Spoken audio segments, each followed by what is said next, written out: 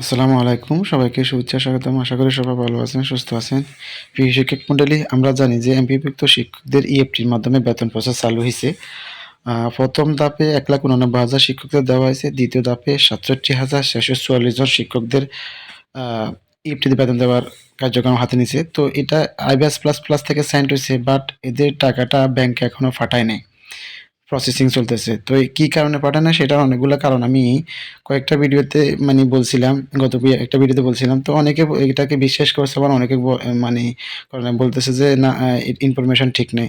তো এখন এই যে আপনারা এই যে আমি আজকে যে ডেইলি ক্যাম্পাসের এই যে নিউজ, সেটা হচ্ছে ৬৭,০০০ শিক্ষক কর্মচারী বেতন ব্যাংকে যাবে চলতি সপ্তাহে।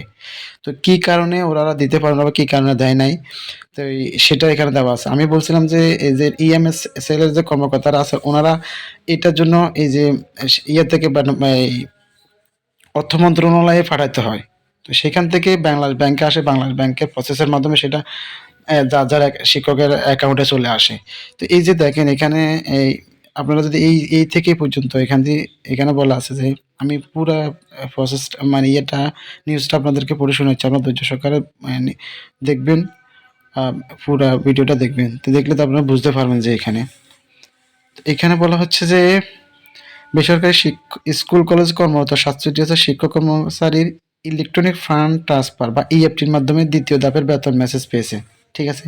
তবে তাদের বেতনের অর্থ এখনো ব্যাংকে জমা হয়নি। চলতি সপ্তাহের মধ্যে বেতনের টাকা ব্যাংকে জমা হবে বলে জানা গেছে। আজ রবিবার ২৬শে জানুয়ারি শিক্ষা মন্ত্রণালয় এবং মাধ্যমিক শিক্ষা অধিদপ্তর মাওসি দায়িত্বশীল একাধিক কর্মকর্তা দ্য ডেইলি ক্যাম্পাসকে এই তথ্য জানিয়েছে। এ বিষয়ে শিক্ষা মন্ত্রণালয়ের মাধ্যমিক ও উচ্চ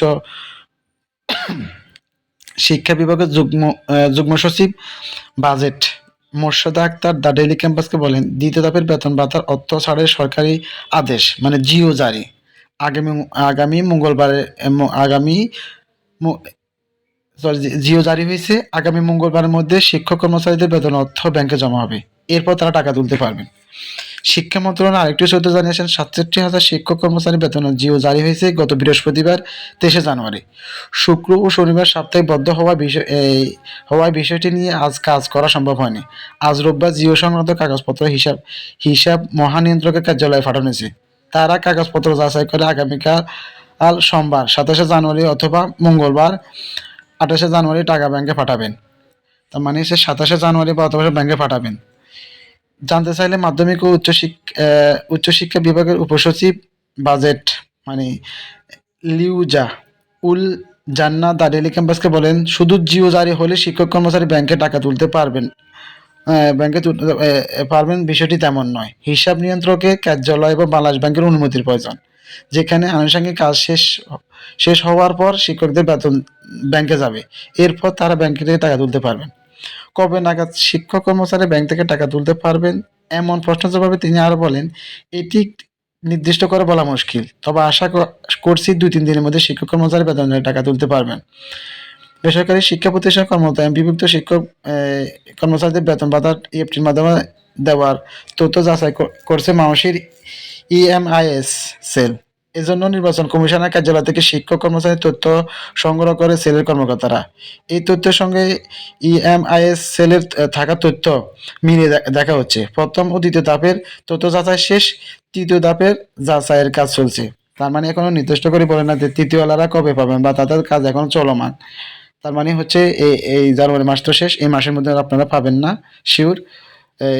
হয়তো কাজ শেষ হইলে তার মানে আপনাদের ফেব্রুয়ারি মাস লেগে যাবে তৃতীয় ধাপের যারা।